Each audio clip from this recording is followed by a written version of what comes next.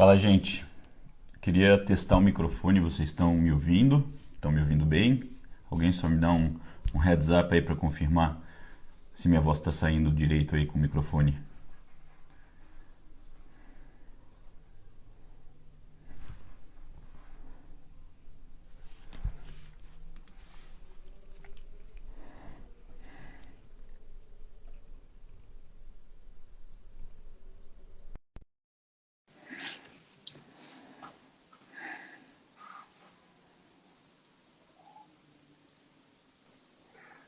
Fala, meu Olá! amigo.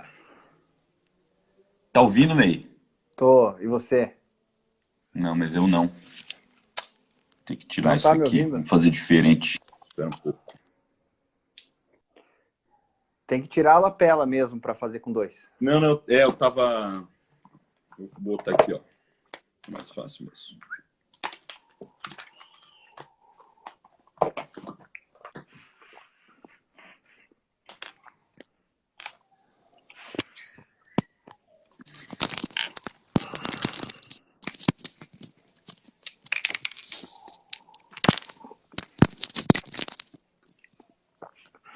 Me ouvindo agora? Tá bem nítido. Tá nítido? Beleza. E eu? Tá ótimo, hã? Perfeito. Vamos lá começar essa conversa. Você tem salvo aí o roteirinho, as coisas que a gente conversou previamente? Tenho. Eu fiz um linkzinho, deixei aqui no computador, que aí eu vou dando uma olhada pra gente não se perder e não começar a ficar prolixo, né, na conversa. Aham. Prazer te ter aí, cara. O Finalmente prazer é numa meu. live. É, né? Primeira live.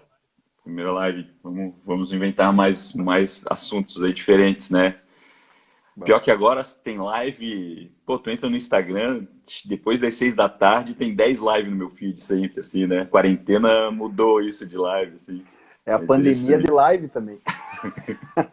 Isso aí. Então, para quem tá chegando, eu sou Antônio Krieger, eu sou médico ortopedista, sou cirurgião de coluna. E se apresente, Ney.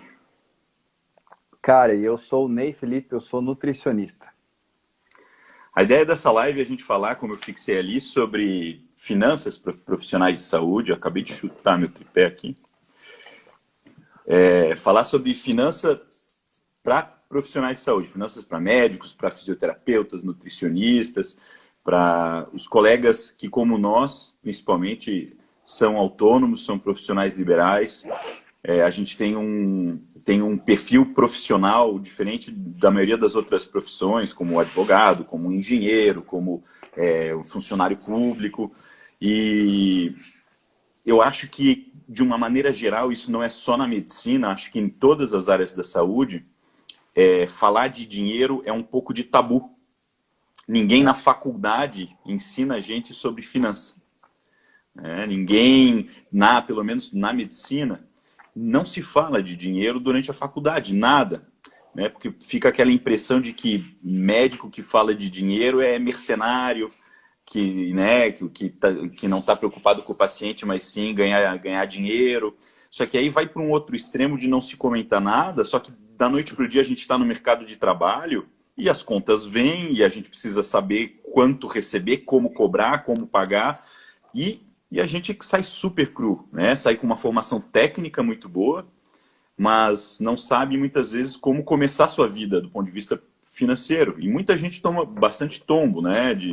E às vezes patina durante uma década até perceber caminhos que pode seguir, né? Então acho que a ideia desse bate-papo hoje é isso. A gente não é guru da finança, nem coach quântico financeiro para falar de qual que é a dica do investimento da Betina, que você põe um dinheiro nesse lugar. A ideia não é essa, a gente ficar aqui dando dica de qual letra do tesouro, qual não é o caminho, né? A gente pode trocar uma ideia de uma experiência pessoal nossa, do que a gente gosta mais ou não, acho que isso vale. Mas, acima de tudo, a gente falar um pouco da nossa história, né? A gente tem um tempo mais ou menos formado próximo. Aí, tu tá com o quê? 10, 15 de formado? 13. Vou fazer 15 agora, Então, acho que a gente passou pela mesma jornada, né? Vamos lá. É, eu acho que você falou uma coisa muito importante, cara, antes da gente começar a metralhar a galera aí de Mergulhar. termo, de falar de termo e realizar aquele papel e não sei o que, não sei o que. Eu acho legal que você colocou esse espaço como um espaço de troca de experiência. Eu acho que a gente tem que partir daí, porque você falou uma década, fica uma década caindo tombo. Realmente essa sensação, cara. Né? Parece que depois de uns 10 anos que você está formado, que você fala, entendi o que eu tenho que fazer com o meu dinheiro, né? Uhum. Enfim, é um tabu também. E o pior de tudo, cara, o que eu vejo assim, é que quando você, sempre quando você traz uma coisa para o cenário do tabu, ele tende a ir para um outro extremo como rebeldia. Então, você vê isso na medicina como um monte de médico picareta, desesperado para ganhar dinheiro a qualquer preço. Então, sai de um Uhum. tabu de um polo para o Pro outro, outro né? lado. É, E o nutricionista, exato. ele também, ele acaba sendo artífice disso tudo também, Uhum. infelizmente. Exatamente, se tivesse uma cadeira de finanças na faculdade, de administração, de gestão, a gente sairia muito mais maduro e muito mais ético até em como lidar com as questões financeiras de maneira geral e evitaria exatamente muita picaretagem e muito erro que acontece por aí, né? Eu, É. durante a faculdade, eu já tinha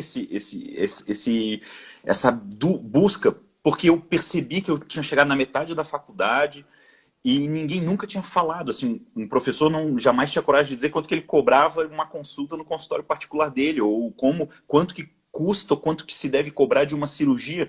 E eu via que ninguém falava, e eu olhei toda a cadeira da faculdade e não tinha nada a respeito. Então, na faculdade, eu fiz UFSC, né? Eu sou de Floripa, fiz a federal lá. Tinha uma cadeira chamada Administração 1, que era uma cadeira geral, que tinha gente de todo quanto é tipo de curso da UFSC que fazia que era uma optativa. Mas ela só praticamente falou da história da administração, não ensinou nada de fluxo, de planilha, de usar HP, nada disso. E muito tempo depois de formar, fiz residência, fiz ortopedia, fiz coluna, fiz mestrado, e eu sentia que faltava ainda, e aí eu fui fazer uma pós, eu fiz uma pós em planejamento e gestão de negócios, fiz na FAI, faz já uns 6 anos. Legal. Eu lembro quando você E estava fazendo. foi, cara, foi assim, ampliou minha mente, eu conheci um mundo que eu não conhecia. Foi muito bom para minha vida pessoal e para minha vida profissional. Eu não uso isso para gerenciar hoje uma empresa, nada. Já tive algumas experiências que a gente vai falar no caminho dos tombos aí e dos acertos. Mas eu percebi que eu não sabia coisas básicas, eu não sabia gestão de pessoas. Isso eu acho que quase nenhuma área da saúde, a não ser a enfermagem, ninguém tem gestão de É. pessoas adequadamente.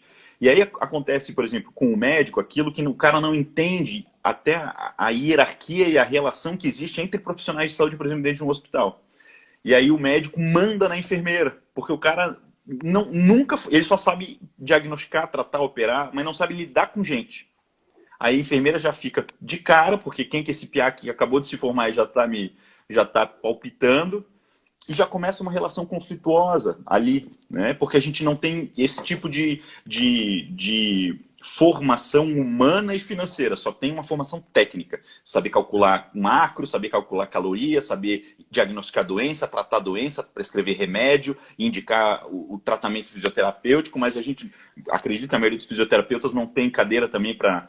eu falo muito de físico porque eu sei que tem muito físico que me acompanha e deve estar assistindo, né? Quantos fisioterapeutas têm na faculdade a cadeira para fazer uma gestão da clínica de fisioterapia, por exemplo? De calcular quanto que custa a sua hora da sessão.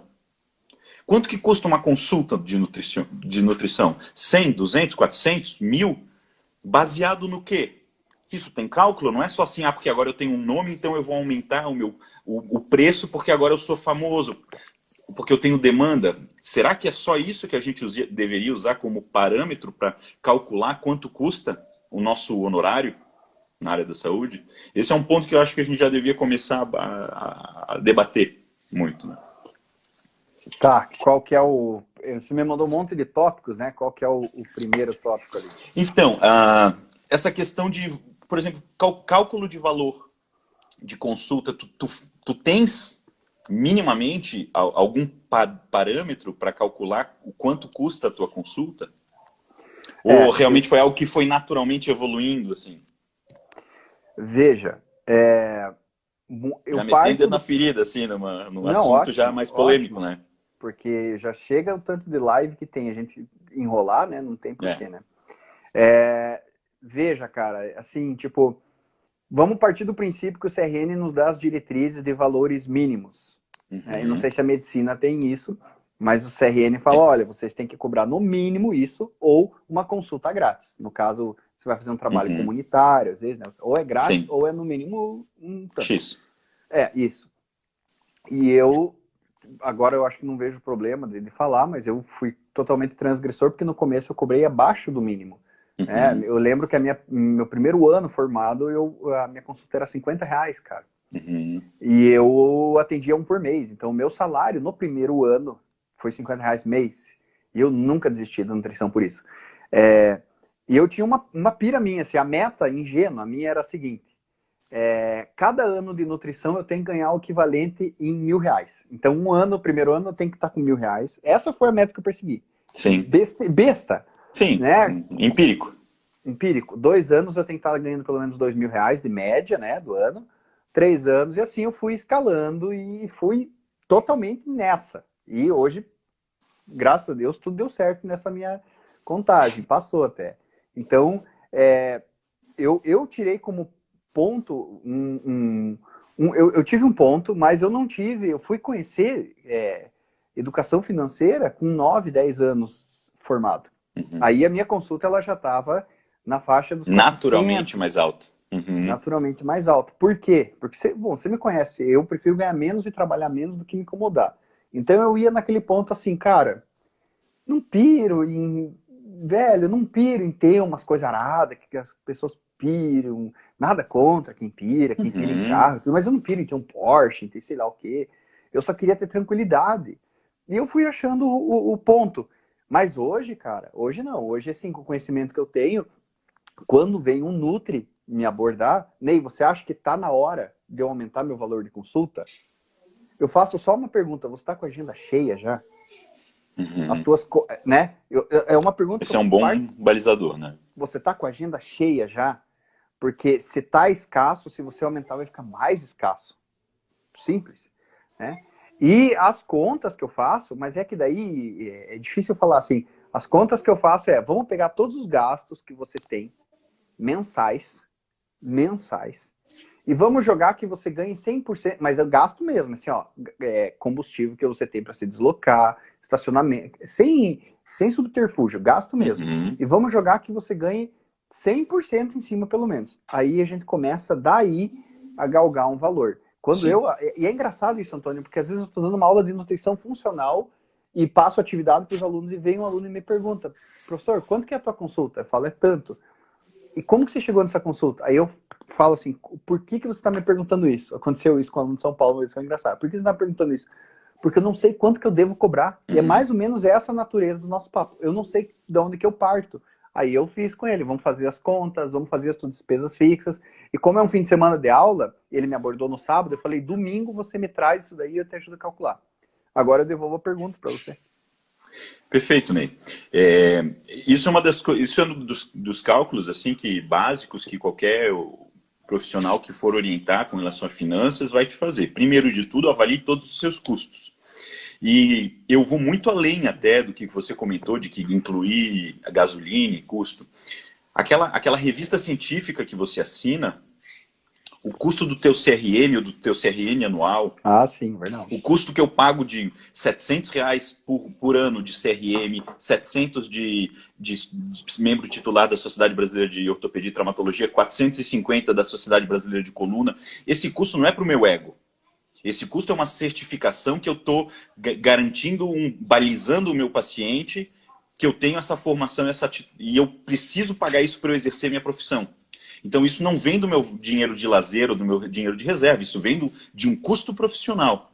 Então, um congresso que eu faço no Brasil ou fora do Brasil, ou um curso, um estágio que eu faço fora, esse custo, ele tem que ser diluído no custo meu no meu ganho né, meu custo de consulta médica. Porque, de novo, eu não tô, a não ser que eu vá para Disney, é 100% lazer. Mas que nem ano passado, fiquei lá 2 semanas fora na Alemanha, lá fazendo estágio. Isso me custa, primeiro que eu fiquei 2 semanas sem trabalhar e sem ganhar. E depois que o custo que eu tive de passagem e tal, eu não fui patrocinado por empresa nenhuma, então isso eu tenho que, ao longo do ano, ter diluído aquele gasto que foi um gasto razoável, eu tenho que ter diluído ele, eu tenho que contabilizar isso exatamente para eu poder começar a partir de um ponto em que eu vou calcular o custo da minha consulta, né? Então eu tenho que planejar assim, eu gasto R$ 1.000 por ano em conselho regional, em sociedade. Eu gasto mais US$ 300 por ano em assinatura de revista científica. E eu devo fazer pelo menos um congresso internacional por ano, que eu vou gastar aí R$ 10.000 entre passagem, hotel e inscrição do congresso. Isso tem que ser diluído. Esses 10 mil vai custar R$ 800 por mês aí, que eu vou ter que calcular que eu tenho que ganhar esses 800 por mês. Meu custo passa. Eu ganho, eu lucro quando eu quitei todo esse custo, né? O meu aluguel da minha sala, o salário da minha secretária, tudo isso a gente tem que considerar. E aí a gente começa a ver que nós, como autônomos, temos um custo fixo mensal que é muito grande, comparado com alguém que é assalariado que começa do zero o mês. A gente começa do negativo. A gente começa de muitos mil negativo para a gente começar o mês. Então, eu tenho X dias de consultório, eu vou ter, a minha consulta dura 20 minutos, meia hora, 1 hora, eu atendo quantos pacientes por semana, e a partir dali eu começo a ter esse cálculo de custo. Um ponto que você falou que eu concordo plenamente é a questão da sua demanda. Naturalmente, se eu tenho um consultório vazio e eu estou aumentando o custo da minha consulta, se eu não tenho demanda, talvez seja um tiro no pé. Eu também tenho que sentir como está o mercado e como que eu estou frente ao mercado, né? Por outro lado, se eu tenho um consultório e aí eu já pensando em estratégia agora, nem falando já só de cálculos e ética, de estratégia mesmo de marketing ou de mercado. Eu tenho um consultório que é cheio, que tem 3 meses pelo menos de espera, e talvez seja o momento de aumentar um pouco até para eu começar a fazer um funil e de encurtar o tempo de espera, porque não é interessante eu ter uma espera muito maior do que 2 a 3 meses. Se eu tenho 8 meses de espera, tem alguma coisa que está errada. Porque eu não vou conseguir fazer nenhum retorno adequado para os meus pacientes, porque vai demorar para conseguir o retorno. Os pacientes estão esperando muito tempo, às vezes sofrendo, ou porque estão querendo uma dieta, ou porque estão precisando fazer a fisioterapia, e só tem daqui a 2 meses horário para fazer físio. Pô, o cara vai ficar 2 meses parado esperando a reabilitação.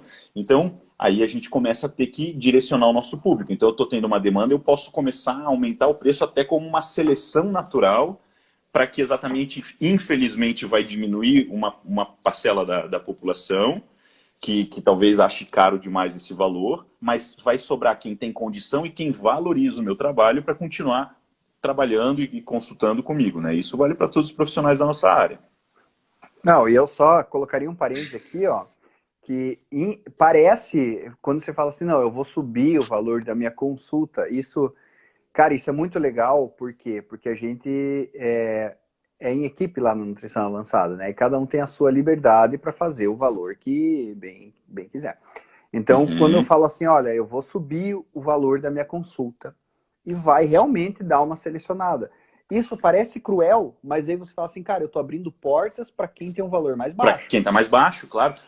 Porque a pessoa não fica desamparada. Não, quem tá mais baixo... A não ser que eu fosse o único profissional da cidade. Como não é o caso, perfeito, você continua girando a roda. Né? Você gira a roda, porque a pessoa que está lá embaixo, ela vai abocanhar aquele paciente que não pode te pagar, e ela pode ser tão competente quanto você. Sim, o ciclo é natural, concordo plenamente. Então esse é um primeiro ponto, né? Quem está começando, né? O pessoal que se formou há pouco tempo, terminou uma residência médica, se formou na nutrição, um físio que saiu agora, psicólogo, né? É muito importante você ter uma noção de quanto você vale. Porque o que acontece na medicina, a gente que tem convênio, é o mercado ditar pra gente. Então o convênio diz assim, ó, eu vou te pagar R$ 60 a consulta, eu vou te pagar R$ 105 a consulta, e tu diz, amém, tá bom, né? Não tem nem como negociar. Ele que impõe, né? Como se o paciente dissesse, não, eu pago X na tua consulta particular. O convênio faz isso pra gente. Ele diz e tu diz, quer ou não quer, né? Então, e já começa deturpado aí, porque como o mercado impõe para a gente, quando a gente vai para o particular, muitas vezes a gente aí não sabe planejar ou calcular, não tem parâmetro nenhum para seguir. Né? E uma coisa que eu acho muito importante, acho que a maioria das pessoas tem noção, mas ainda se pratica. Em momentos de crise a gente vê isso de maneira assim mais evidente ainda, que é se diferenciar pelo preço.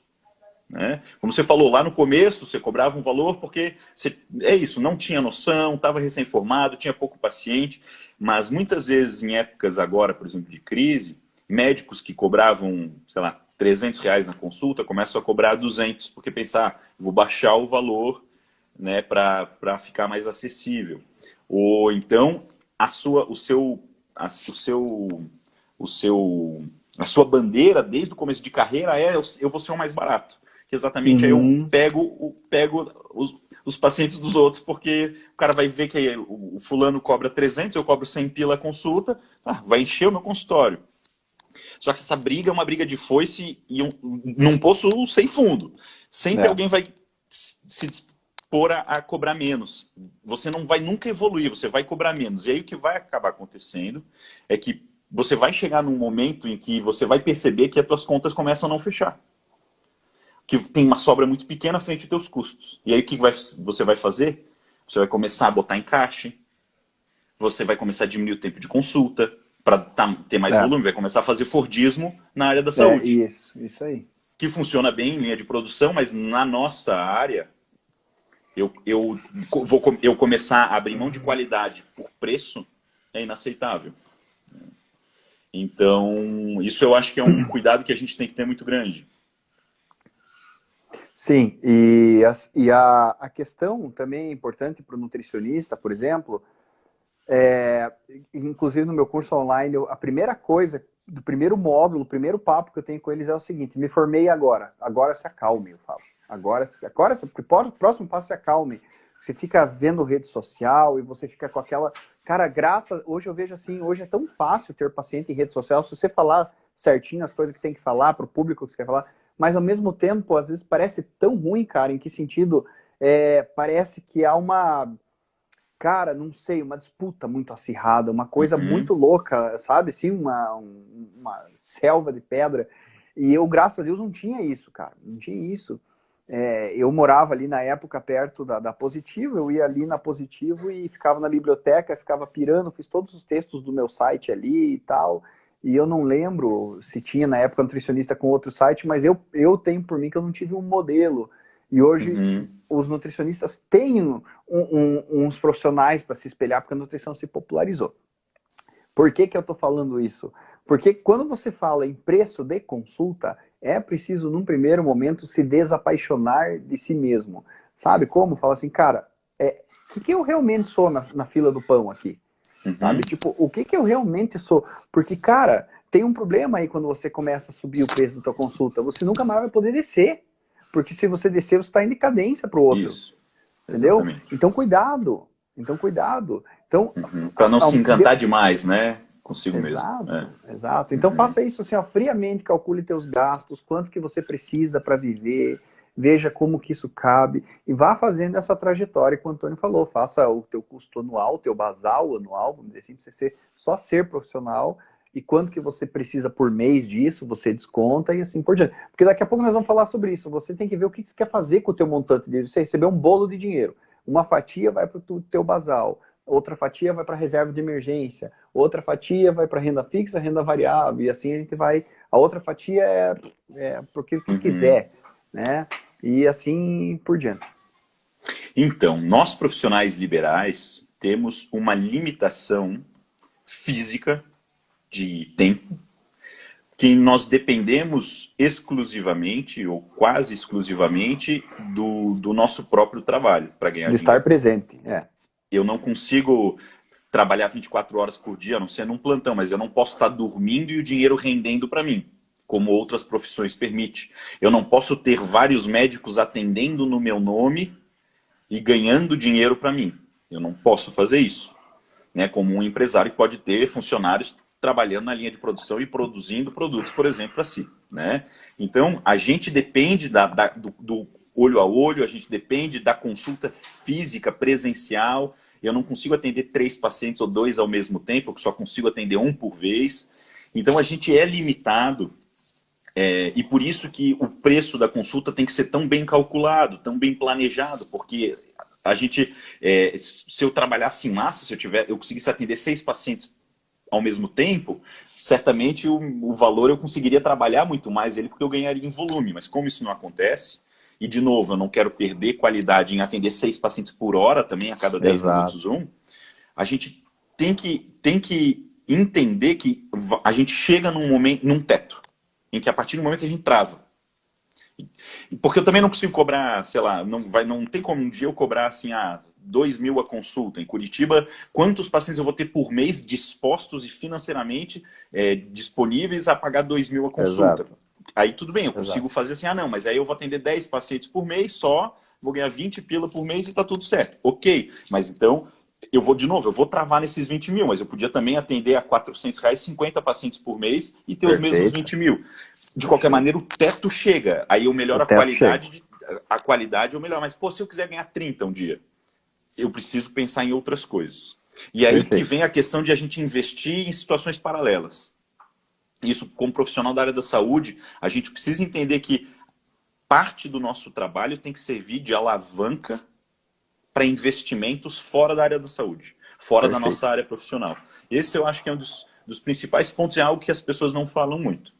Porque a gente também não vai ter aposentadoria, a não ser que a gente vista numa previdência, mas a gente não vai ter um salário integral de aposentadoria. A gente não quer com 78 anos estar lá atendendo paciente sofrido, porque a gente não pode parar de trabalhar, porque a gente depende ainda do trabalho que Deus nos planejou ao longo da vida, né? Muito trágico isso.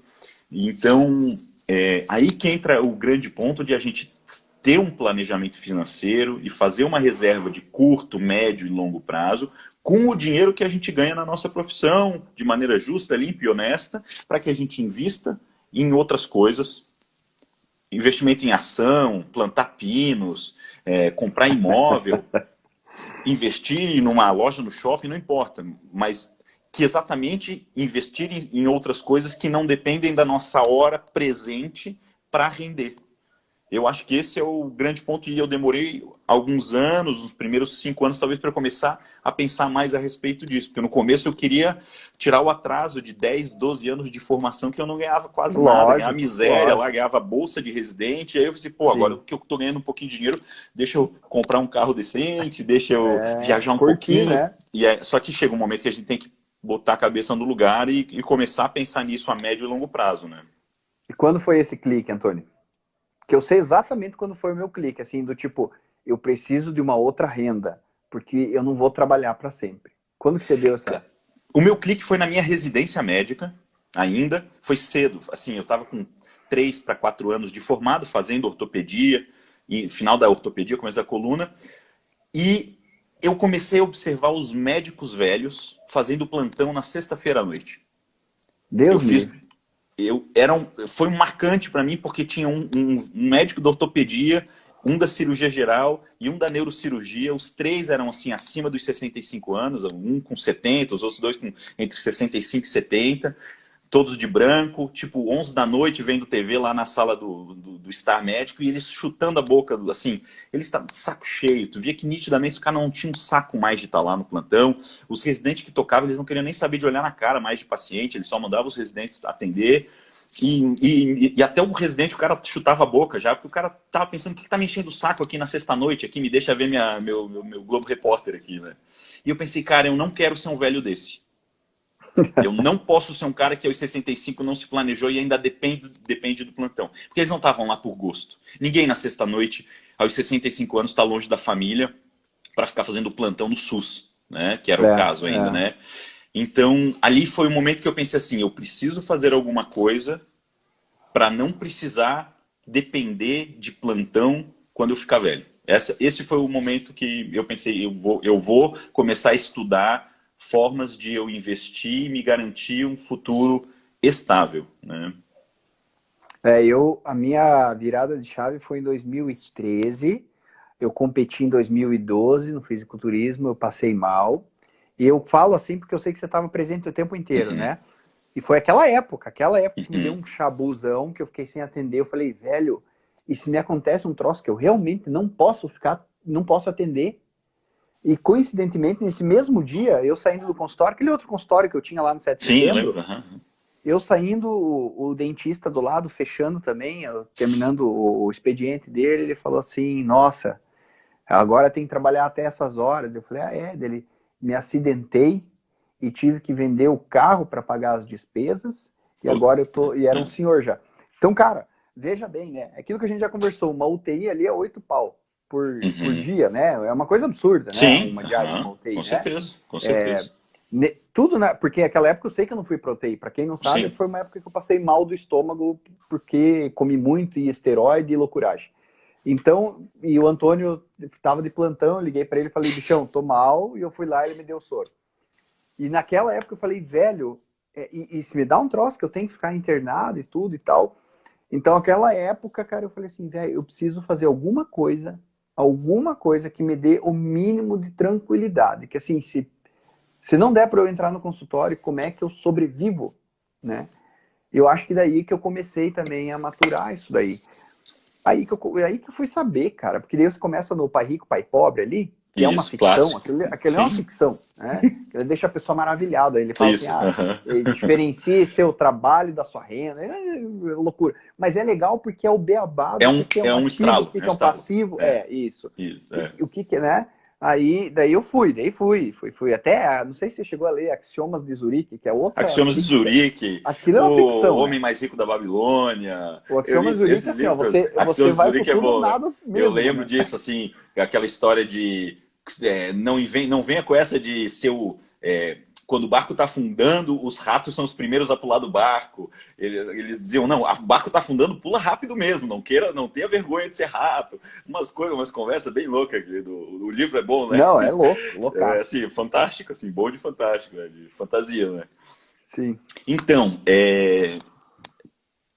não, não acho que faz sentido aqui a gente ficar dando dica de investimento. Não, não. Uma coisa que eu sempre falo, e hoje eu estava até debatendo com uma amiga minha que veio perguntar umas. Ela estava com uma grana e falou: Puta, o pessoal da XP tá me sugerindo investir no Tesouro Direto, o que que tu acha, tal, assim, e ela tem uma boa noção já de finanças.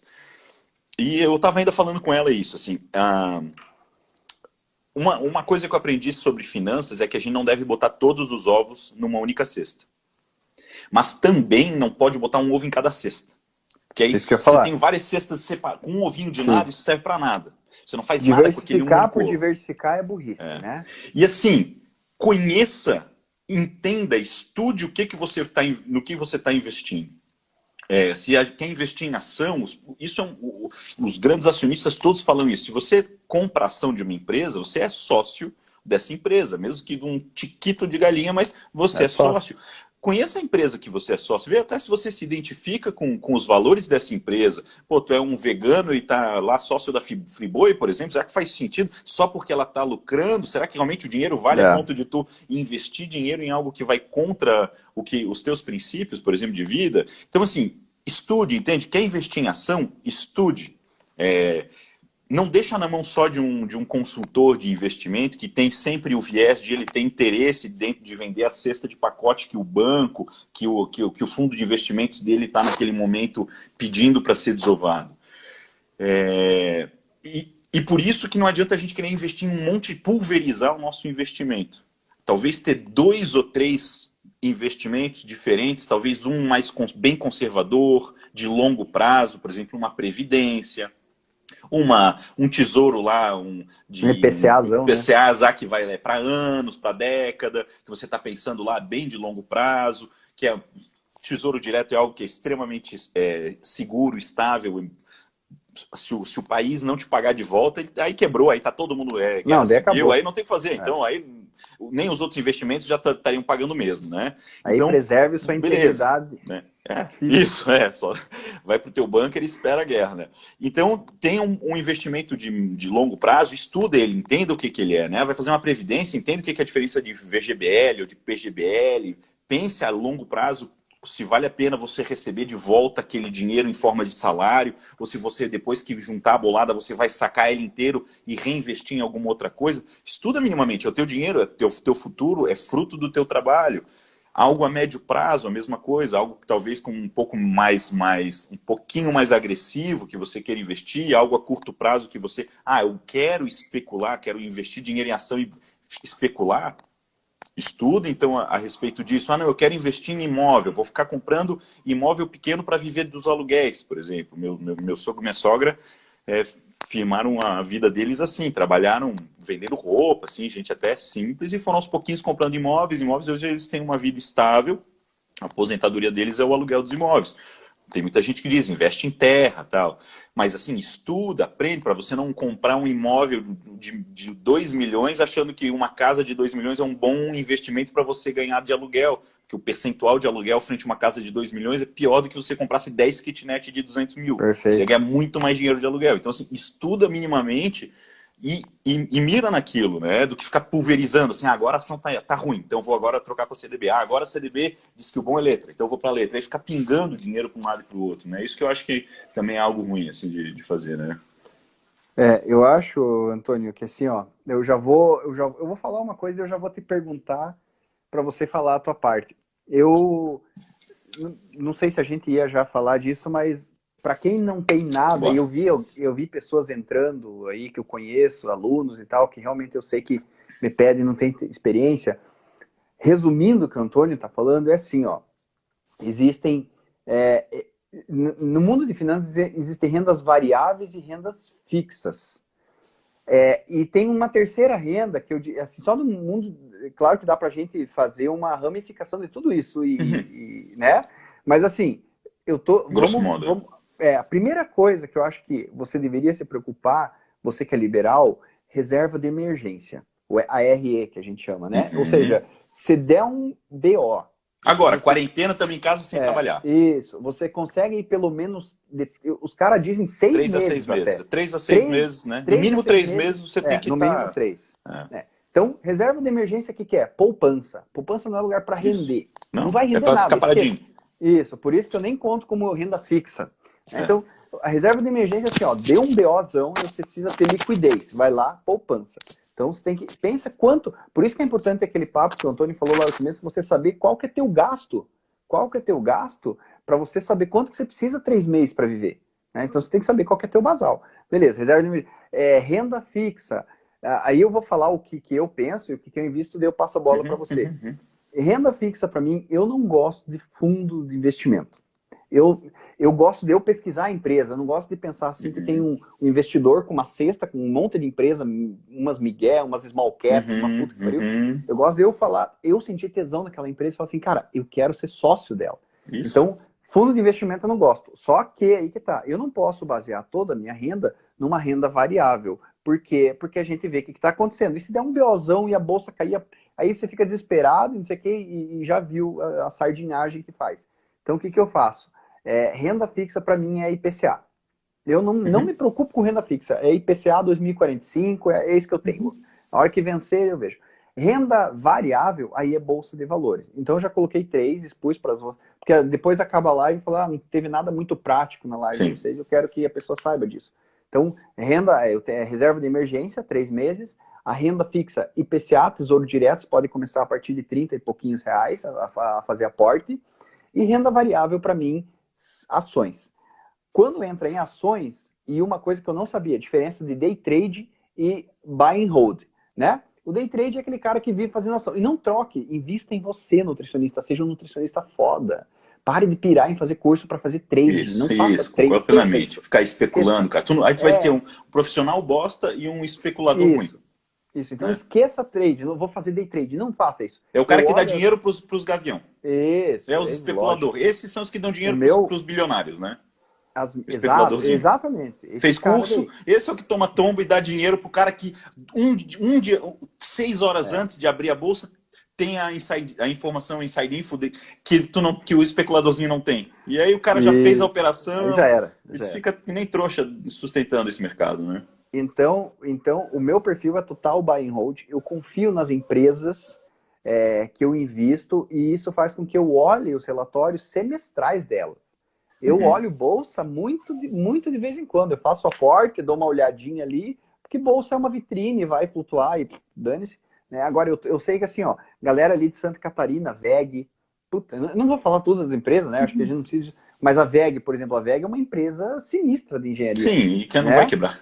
Não vai quebrar. E quando cai a bolsa, eles compram a ação deles mesmo. Não tem papo ali. Então, esquece bolsa de valores. Vai no foco. É tão simples, cara. E um outro investimento que entra, eu acho que entra ali como renda variável, é imóvel. Então, eu teria esses investimentos, a parte da minha vida de nutricionista, seria esse, reserva de emergência, imóvel eu tenho, renda fixa IPCA 2045, e bolsa de valores eu tenho ali, eu acho que eu tenho 6 empresas que eu cuido ali. Sim. E é isso, cara. Eu sou minimalista para treinar, eu sou minimalista para investir, eu sou assim. E agora tá com você a batata aqui. Eu acho que a gente é bastante parecido em muita coisa, né? Coincidentemente. Um dos aprendizados, assim, a frase que ficou para mim do livro O Homem Mais Rico da Babilônia, que é um livrinho pequeno e ele é todo escrito para tu aprender uma frase, que é pague a si mesmo primeiro. Começando lá do beabá, né? Eu acho que essa é a primeira regra para quem principalmente começou há pouco tempo a trabalhar, ou que mesmo que trabalhe muito tempo, mas que deu o start, tipo assim, putz, preciso juntar dinheiro. Eu vivo uma vida de conforto, como fora, compro roupa no shopping, faço uma viagemzinha, tenho um carro bacana, mas pô, não tenho R$ 2.000 guardados só na poupança. Pague esse mesmo primeiro, eu acho que é a regra de ouro. Ou seja, eu ganho R$ 1.000 por mês e eu sei que eu gasto R$ 800 para viver de custo fixo. Eu tenho que saber isso, senão não adianta. Se você não é organizado financeiramente, aí ferrou. Então eu ganho 1.000 por mês e gasto 800. Então eu vou pegar desses R$ 200 que eu ganho 1.000, tem uma sobra entre o 800 fixo, vou pegar desses 250 pila todo mês para juntar. Caiu R$ 1.000 na minha conta, eu pego 50 e já jogo para a poupança. Eu não vou esperar no fim do mês ver quanto sobrou para juntar, porque nunca sobra. Então, a primeira regra para a gente aprender a economizar é separar um valor que a gente determine, idealmente 10 a 20% do que a gente ganha seria assim o bem ideal. Se a gente está tendo uma margem de, só consigo sobrar 5% do meu mês, a não ser que realmente eu ganhe muito pouco, perto de um salário mínimo, mas se eu estou ganhando bastante mais, tem que ver se a gente não está, às vezes, querendo viver um estilo de vida desproporcional ao quanto a gente ganha. Porque aí a gente vai ficar sempre naquela corrida do rato, sempre só tentando tirar o nariz de cima da lama. E aí é melhor, às vezes, eu ficar dar 2 passos para trás, viver um pouquinho mais prosaico no começo, mas depois eu poder nadar de braçada sem me incomodar. Então, primeiro de tudo, determine um valor que você se dispõe. Eu vou botar 100 pila todo mês na poupança. Ok, caiu o dinheiro, 100 pila na poupança. Pô, final do mês ainda sobrou alguma coisa, então vou guardar um pouquinho mais, ou vou, às vezes, arriscar num outro tipo de investimento, mas, primeiro de tudo, crie-se essa regra. Eu, agora, na pandemia, eu estou trabalhando muito pouco. Esse mês foi um mês que eu ganhei 30% do que eu ganho. Tipo, foi um tombo grande, porque eu estou com o consultório parado, sem operar, atendendo minimamente paciente, mais os pacientes que precisam. Felizmente, eu tinha uma reserva, que é finita, mas ela tá lá e que é o que está sustentando a nossa família, que eu tenho um custo de vida alto, eu tenho 2 filhos com colégio, eu tenho um aluguel de consultório, financiamento de casa, tenho um custo fixo, mas eu tinha exatamente essa reserva que me garante durante alguns meses aí. Esse dinheiro da reserva, a gente tem que cuidar, porque às vezes assim, então eu vivo com R$ 1.000 por mês, então eu vou juntar 6.000, quando eu tiver 6.000 eu tenho 6 meses garantido. Aí o cara junta 6.000, faz o quê? Troca de carro. Ou então faz uma viagem bacana, vou para Vegas então. Esse dinheiro não é para mexer nesse dinheiro. Juntou esse dinheiro deixa ele blindado e nunca mais mexe. Continua juntando. Aquele 6 virou 7, virou 8, virou 9, vira 10. Agora eu já tenho 10.000, tipo, eu tenho 4.000 a mais do que eu precisava dos meus 1.000 por mês lá, 6 meses. Agora esse dinheiro extra, eu vou exatamente pensar no investimento agora de médio prazo. O investimento de médio prazo exatamente para, às vezes, eu trocar de carro, para uma cirurgia de emergência, para fazer uma viagem, para investir num curso que é caro e que eu quis fazer, ou para eu começar um segundo investimento. Então eu vou juntar esse dinheiro para eu comprar um imóvel, para eu entrar de sociedade numa empresa, Porque esse primeiro dinheiro, esses primeiros 3 a 6 meses, é um dinheiro que a gente não mexe, a gente nem investe, eu não ponho ele em ação. Exatamente, eu não posso arriscar que nem agora, que a ação caiu um monte, e de repente tu perder dinheiro, né? E aí tu depender desse dinheiro que caiu os 6 meses, virou 3 meses, de repente, que tu caiu pela metade do teu valor, aí tu já não se sustenta. Então, a partir do momento que tu criou essa primeira blindagem, aí sim, você vai começar a fazer os investimentos de médio ou de longo prazo. Investimento, para mim, de longo prazo, eu sempre penso que tem que ser um investimento mínimo. Mesmo uma previdência ou ação dessa que você vai botar e esquece se ela caiu, se não caiu. Juros compostos, né? Que é juros compostos. Ou seja, é uma coisa que a mágica do juro composto começa a aparecer depois dos 20 anos e ela é fantástica com 30 anos. Aí a mágica, aí o dinheiro triplica com o piscar de olhos. Os primeiros 5, 10 anos, o juro composto não faz quase diferença. Por isso que você tem que ter paciência, não adianta querer enriquecer em 3 anos. Por isso que quem está começando agora, começa ali sem problema, não é uma questão de, não precisa ter muito dinheiro para investir. Começa a pensar numa coisa de longo prazo com R$30 por mês, R$50 por mês, isso. Só começa. Eu sempre penso assim, eu tenho previdência privada, minha mãe, quando eu fiz 18 anos, fez uma previdência privada para mim, na época era 50 pila. Era no Banco do Brasil, eu passei depois para a Unicred e está lá até hoje. E hoje ela está 260, 270, eu nunca aumentei. Ela só foi corrigida há 20 anos, eu estou com 38. Então, há 20 anos ela foi sendo corrigida, os 50 virou 270 hoje. E eu faço questão de não mexer. A projeção para eu ter, quando eu tiver 65, é ter quase 2 milhões, 1 milhão e pouco lá. Ela tem uma taxa muito boa, essa da Unicred. Só que assim, eu vou ter botado 200 mil ao longo da vida e vai ter virado 1 milhão e pouco. Assim, 200, eu vou ter botado 300 mil por causa dos juros compostos. Nos últimos 5 anos é que a curva exponencial aumenta. E eu sempre penso assim, esses investimentos de longo prazo, eu tenho que investir uma grana que se um dia der um chabu e a Unicred quebrar, o Collor voltar para o governo e catar todo o dinheiro para ele, eu não vou me suicidar. Exato. Eu não vou pensar assim, cara, sacrifiquei minha vida inteira, deixei de ter uma vida digna e agora me ferrei. Não, foi o dia que eu pensei assim, porra, era 200 por mês, que lixo, perdi uma grana, mas assim, a minha vida seguiu, isso não chegou, eu não cheguei a ter um sacrifício na minha vida por isso. Isso para mim é a regra para investimento de longo prazo. Tem que ser um dinheiro que se der ruim, você não pensou que você perdeu sua vida por causa disso. Né? Isso é um investimento bem conservador. Por isso que é bom que seja pouco, né? Por isso que é bom que seja pouco. E você arrisca no investimento de médio prazo, que não é nem a reserva e nem o de longo prazo. Esse meio que é o que vai te fazer, é o que vai te dar a diferença. Aí quanto você estudou, quanto você investiu de dinheiro, quanto que você arriscou, é o que vai diferenciar você terminar a vida confortável ou muito confortável, né? Isso aí. Eu faço hoje um investimento fora até. Falando assim, em coisas mais práticas que eu invisto, fora as previdências que eu tenho, eu invisto já faz anos numa plataforma chamada Scandia, que fica lá nas Ilhas Man, lá no Reino Unido. É um paraíso fiscal, e paraíso fiscal não é dinheiro, ilícito. Sim. Paraíso fiscal é apenas que não existe relação comercial entre os dois países, ou seja, o país não tem obrigação de divulgar para o outro que tem conta lá. Isso é apenas paraíso fiscal, porque a gente ouve muito na política que descobriu conta em paraíso fiscal, como se paraíso fiscal fosse um lugar, o mercado negro. Mas na verdade não é. Ele é 100% legal e o meu dinheiro, inclusive, é declarado no meu imposto de renda anualmente quanto que eu tenho lá, porque ele é debitado no meu cartão de crédito. Todo mês debita X dólares que vai para essa minha conta, que é como se fosse um investimento também de previdência, só que ele é atrelado a dólar, a ouro e debêntures e investimentos de fora, que para mim, esse investimento eu fiz já faz uns 4 ou 5 anos que eu comecei, e ele é um dinheiro que eu não quero trazer de volta.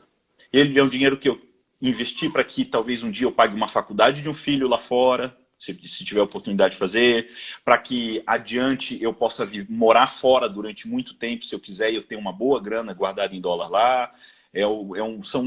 Um projeto de vida meu que tem um plano de ter uma quantidade boa de dólares guardados daqui a 20 ou 30 anos. Então, esse é um outro tipo de investimento que eu estou fazendo, que ele é um pouco mais pesado. Na verdade, ele é um investimento de 20 anos. Ele é como se fosse uma previdência que vence necessariamente em 20 anos.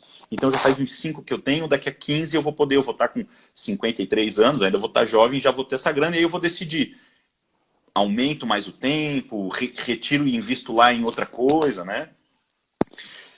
O mais importante é isso, é você estudar, entender, conhecer o que você está gastando e onde você está investindo. E saber a diferença dos dois. No final, rico é quem guarda, não quem gasta, né? É isso aí. E, em geral, galera, se você pegar e pensar em bolsa de valores e finanças de uma maneira geral, pensa assim, ó, você quer abrir um negócio, você não tem esse dinheiro para abrir um negócio, você não tem esse dinheiro. O Eduardo Moreira é um engenheiro, economia, que é muito, muito bom ele fala isso. Então, você divide, só existe dois tipos de você abrir um negócio se você não tem dinheiro. Emprestando de alguém ou chamando alguém para ser sócio. É isso que é investimento. Ou é um banco emprestando de outro banco, ou é empréstimo, ou é sócio. É aí que a gente falou do buy and hold. Ou você é sócio ou você está emprestando dinheiro. Tudo se resume a isso. Ou você está emprestando de alguém, ou você está convidando alguém para ser sócio. Cara, a gente já está... vamos para aquelas perguntas lá. Vamos, é isso que eu ia te fazer. Começar Começar agora. Final aí. Não vai, você vai deixar salva a live, né? Vou deixar salva. Tá. Agora parece que dá para deixar até no IGTV depois. Legal. Aí fica para mais de 24 horas. Então, vamos fazer um Maria Gabriela de perguntas. Primeira pergunta é exatamente começar já do ruim. Um erro teu, um tombo que tu tomou, ou um erro que te fez aprender e que tu diria para as pessoas exatamente não cometer o mesmo erro. Algo que na tua carreira te marcou. Eu resolvi comprar 2 apartamentos na loucaça, assim, na loucaça. Isso foi antes de 2012, foi na época de 2012 lá que eu queria uma renda, cara, não tinha estudado nada e comprei 2 apartamentos. Daí foi um horror para me desfazer daquilo. Mas pessoal, agora eu sempre penso que um erro que acontece direto é você querer meter os pés pelas mãos e nessa de querer buscar uma outra renda, você esquece que nada vai pagar. Eu falo muito isso para o nutricionista. Nada, nenhum, cara, um curso, nenhum pós-doc vai te pagar a hora aula como uma hora consulta. Onde é que eu vou achar um lugar que me pague por hora um trabalho que eu ganhe por hora numa consulta? Então, valorize a si mesmo. Não fique procurando deixar a tua energia, que nem eu falei, fazer trade. Não pire errado. Mas eu nunca fiz trade, essas coisas assim. Mas o meu erro foi esses apartamentos, que depois eu investi em imóvel de novo de outro jeito. Mas eu acho que o principal erro do Nutri é isso. Ele começa a ler sobre investimento, ele começa a pirar e tal. E o teu, cara? Eu já fui sócio 2 vezes. A primeira vez eu fui sócio de uma empresa, de uma clínica de medicina do trabalho. A minha esposa é médica, a Michele, é oftalmologista e médica do trabalho. E a gente entrou em sociedade com mais um casal de médicos numa franquia de uma empresa de medicina do trabalho. Então abrimos uma clínica em Pinhais, em que fazia tudo, atendimento, exame periódico, exame admissional, fazia todos os exames lá, audiometria, fazia exame de sangue, tudo nessa empresa. Investimos uma grana boa e isso foi 3, 4 meses antes de eu fazer minha pós. Um dos motivos, assim, a chave final que me fez fazer a pós foi, putz, agora eu investi, botei uma grana nisso, preciso aprender a tocar o negócio. Inverti completamente o papel e não conhecia meu sócio.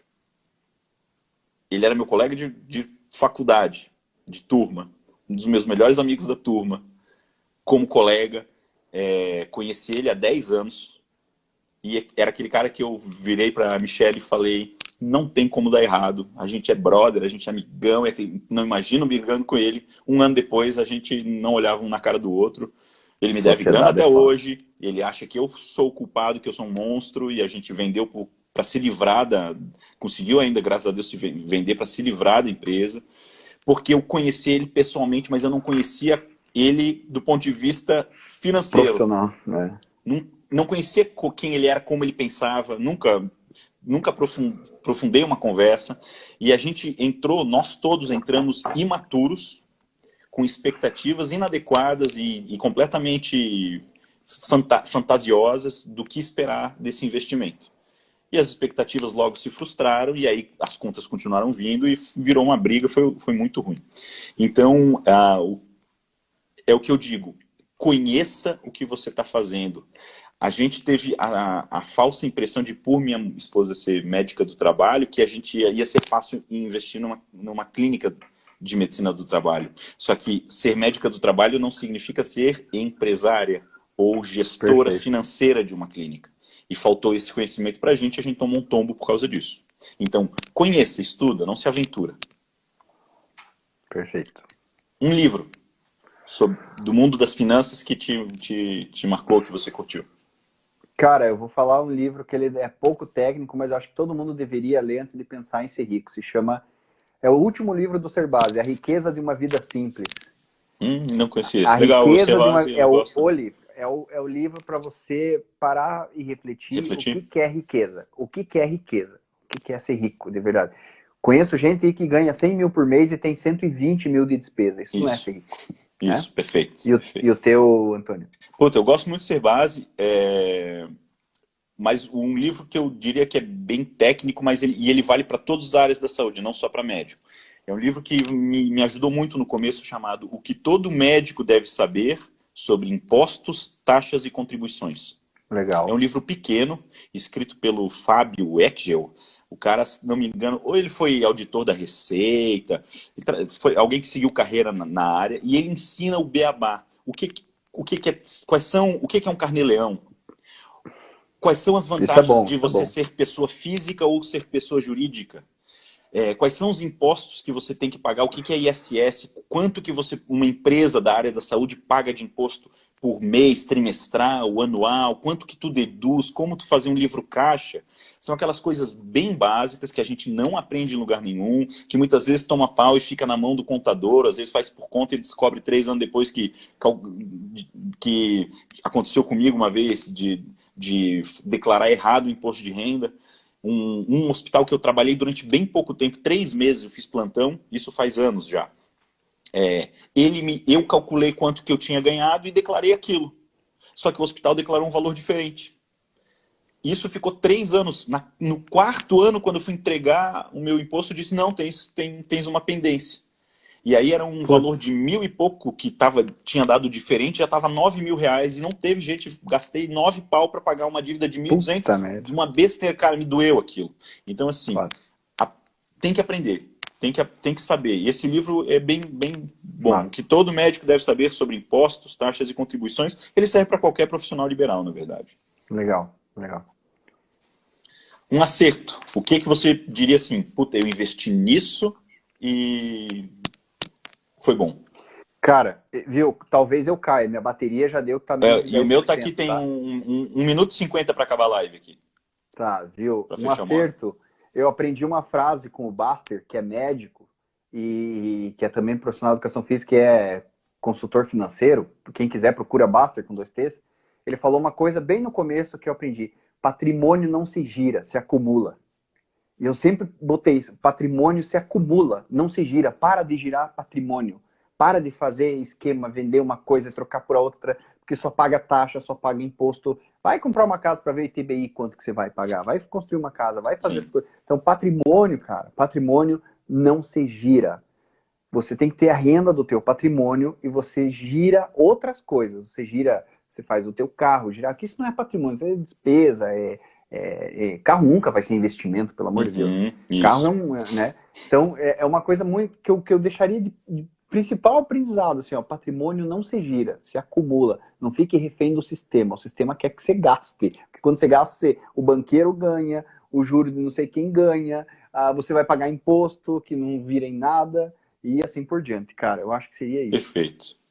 Eu vou insistir no pague a si mesmo primeiro. Isso foi o que mudou a chave para eu juntar mais dinheiro. Que eu comecei a criar metas mais ousadas todo mês. Ou a cada 3, 6 meses, assim, puta, eu consigo juntar mais X. E esse mês eu vou começar a juntar quinhentão. Eu vou juntar milão. Puta, eu consigo juntar 2 mil todo mês. E começar a 5 mil. Caía dinheiro, eu pegava esses 5 mil e pau, jogava no lugar. Eu comprei minha casa assim, tipo, eu botei na cabeça, quero comprar casa e pau. Cara, tem 10 segundos de live. Mandem mensagens se quiserem que a gente discute, converse outras coisas. Muito obrigado.